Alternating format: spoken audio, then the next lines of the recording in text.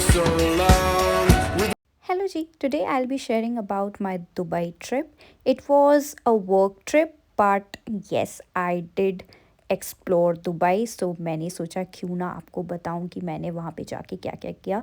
So first day I went to Palm Atlantis. The place was called Kaleidoscope. It was a buffet dinner place where name the cuisine and you have it there.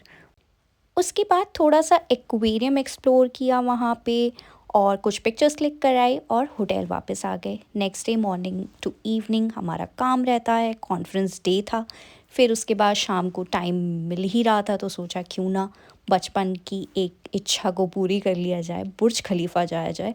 तो जो tickets available थी मैंने फटाफट book कर दी. उसके साथ मैंने ticket book कर दी थी अपनी अंडर वाटर ज़ू की. जो दुबई मॉल है उसी के अंदर से एंट्री है बुर्ज खलीफा की एंड दुबई मॉल में ही है ये अंडर वाटर ज़ू. तो मुझे पता था कि ये दोनों चीज़ मैं कवर एक दिन में कर सकती हूँ. Yes it is a little tiring, थोड़ा भागम दौड़ी होती है, बट क्योंकि लिमिटेड डेज थे तो एक्सप्लोर सब कुछ जितना मैक्सिमम कर सकती थी मैंने करने की कोशिश करी. And I can say best experience was Burj Khalifa. मतलब ऑब्वियसली क्योंकि एक तो बचपन की इच्छा भी पूरी हो रही थी और दूसरा my faith developed for the power of manifestation. मतलब सीरियसली कुछ भी मैनिफेस्ट करो होता ही होता है. बहुत मज़े आए, बहुत इन्जॉय किया, दुबई मॉल एक्सप्लोर किया, वहाँ का वो बड़ा सुंदर सा 3D फाउंटेन देखा, वहाँ पे भी कुछ पिक्चर्स क्लिक कराई. फिर बढ़िया सा इंडियन रेस्टोरेंट ढूंढा क्योंकि पेट तो इंडियन खाने से ही भरता है.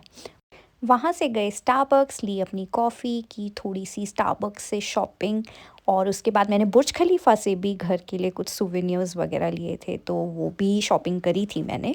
उसके बाद हम लोग बाहर निकले और बुर्ज खलीफा को बाहर से देखा एंड फिर उसके बाद आ गए अपने होटल में, रेस्ट किया. अगले दिन फिर कॉन्फ्रेंस में गए.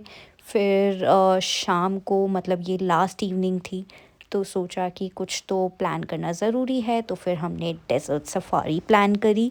डेज़र्ट सफ़ारी के लिए हमने जो प्लानिंग करी थी वो भी बहुत लास्ट मोमेंट थी, but I had my friends during that time so हम सब ने मिल बांट के कर ही लिए ये अरेंजमेंट्स. नाइट सफारी थी और उसके बाद उधर काफ़ी शोज़ थे.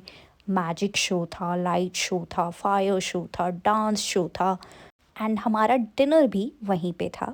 सो ये जितनी भी बुकिंग्स हैं इनकी मैं अब डिटेल्स आपके साथ शेयर करना चाहती हूँ.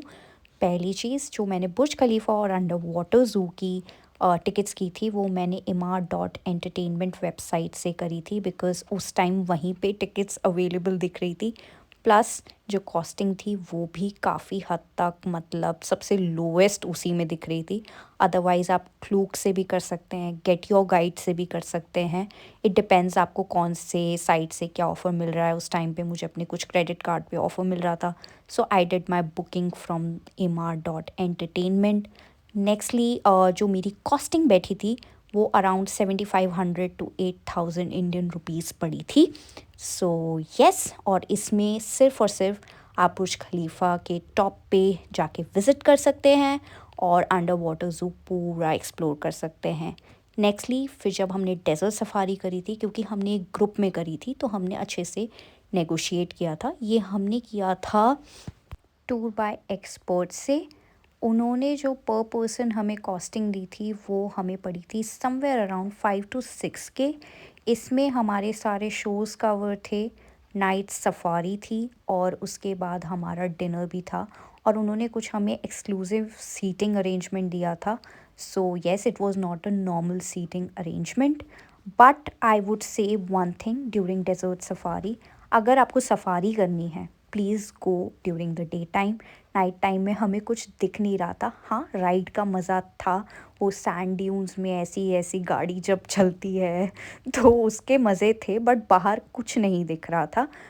दूसरी चीज़ अगर वो आपको कहते हैं कि नॉर्मल सीटिंग है और एक्सक्लूसिव सीटिंग है, क्यों नॉर्मल सीटिंग में बैठना है, तो if you are in a larger group of people normal seating really works, ऐसी कोई भी दिक्कत नहीं आती है, बढ़िया अरेंजमेंट है वहाँ पे उन लोगों के लिए भी। And regarding food, it is like normal, ज़्यादा हाई एक्सपेक्टेशन रखने की ज़रूरत नहीं है क्योंकि हम तो काम के बाद डायरेक्टली वहाँ चले गए थे, तो हम सबको इतनी भूख लग रही थी तो हमें जो मिला हमने खा लिया।